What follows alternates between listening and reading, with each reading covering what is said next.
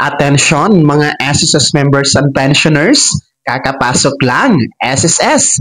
Mandatory itong gawin sa araw na ito para magamit at makuha nyo na pag-uusapan natin sa video na ito. Hold up.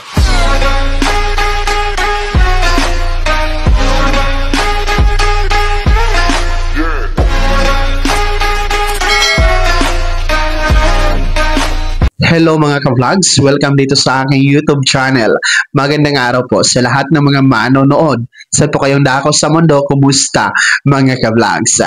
Eto ha mga SSS members and pensioners, kakapasok lang ito, mandatory sa araw na ito. Mamaya-maya pag-uusapan natin. Pero bago ang lahat, kung bago ka pa lang dito sa aking YouTube channel o di kaya hindi ka pa nakasubscribe, i-click nyo muna ang ating subscribe button na nasa baba. Huwag niyong kalimutan na pindutin ang notification bell, ilagay niyo po sa all para naman updated ka sa lahat ng mga videos na aking i-upload. So, eto na mabalik tayo mga SSS pensioners sapagkat ngayong araw po, no, kakapasok lang na advisory mula po sa SSS. Mandatory po ito dahil ngayong araw na ito ay March 7, araw ng Biyernes. So, tuwing ikapito na araw po sa buwan, no, every 70th of the month, yan po ay schedule po para po i-generate ang payment reference number or PRN. Yes, yan po ang mandato ng SSS para po sa pagbabayad ng ating mga short-term loans. So, mandatory nga po itong payment reference number or PRN sa pagbabayad ng ating short-term loans. Kagaya po ng SSS Salary Loan, SSS Calamity Loan, SSS Emergency Loan, Restructured Loan, Educational Loan, maging ng Pension Loan. So yan po ay dapat nating bayaran sa SSS kasama ang ating payment reference number or PRN.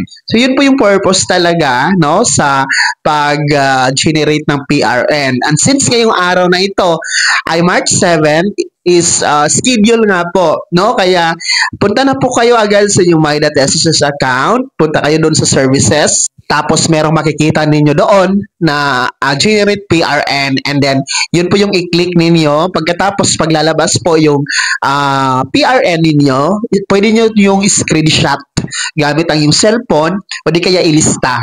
No, make sure kung ilista ninyo tama yung PRN, no, yung number na inilista ninyo. So itong pag-generate po ng payment reference number or PRN, no, ginagawa po ito ng SSS, nire-record niya po para po agad-agad ang posting. Kasi expect nyo po, halimbawa ngayon kayo magbayad ng inyong SSS loan, the next day ay mapopost na po yan sa inyong My.SSS account history, no, doon sa inyong outstanding loan, no, yung pagbayad niyo ng loan.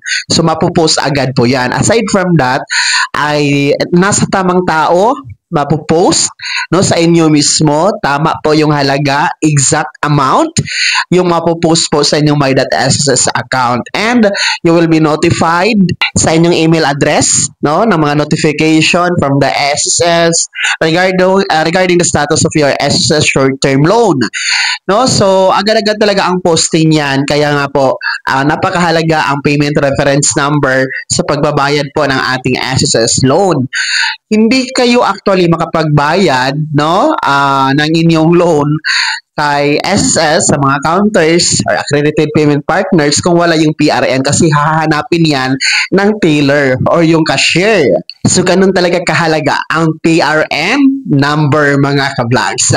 So after nyo po ma-generate ang inyong PRN sa inyong My.SSS account, yun na po yung dadalhin ninyo sa SSS counters or SSS cashiers, kumbaga, no, para magbayad kayo ng inyong loan.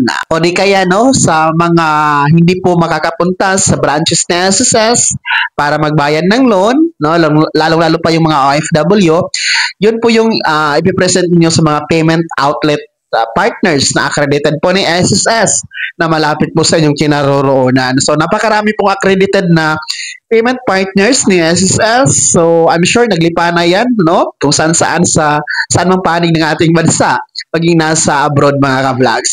So, present nyo lamang ang inyong payment reference number. Kaya po paalala po mula sa SSS, Kakapasok ko lang yan. Kayo po ay nire-remind na sa araw na ito, araw ng Biyernes, March 7, 2025, pwede na kayo mag-generate. Schedule ngayon mag-generate ng payment reference number or PRN para po sa pagbabayad ng inyong SSS loan gaya ng salary loan, calamity loan, pension loan, restructured loan, emergency loan, or educational loan.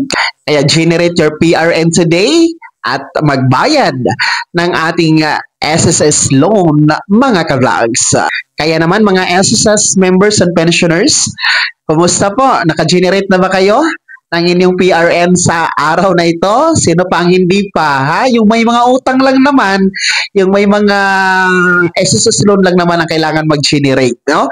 Kumusta po? Ibahagi niyo po sa comment section na nasa baba. Pakilakip ng buong pangalan at kung taga saan kayo. Bago ako magtapos sa video na to, kung gusto niyo pong sumuporta sa aking YouTube channel, maaari niyo pong i-click ang ating super thanks button na nasa baba. Sa mga gusto mong i-miyembro, pwede po i-click yung ating join button. Maraming perks dyan mga ka-vlogs. Be my member now. Sana naging gabay ang video na to kahit paano na pag-uusapan natin ang mga mahahalagang bagay-bagay na may kinalaman sa pagiging miyembro, beneficiaryo at pensyonado sa SSS.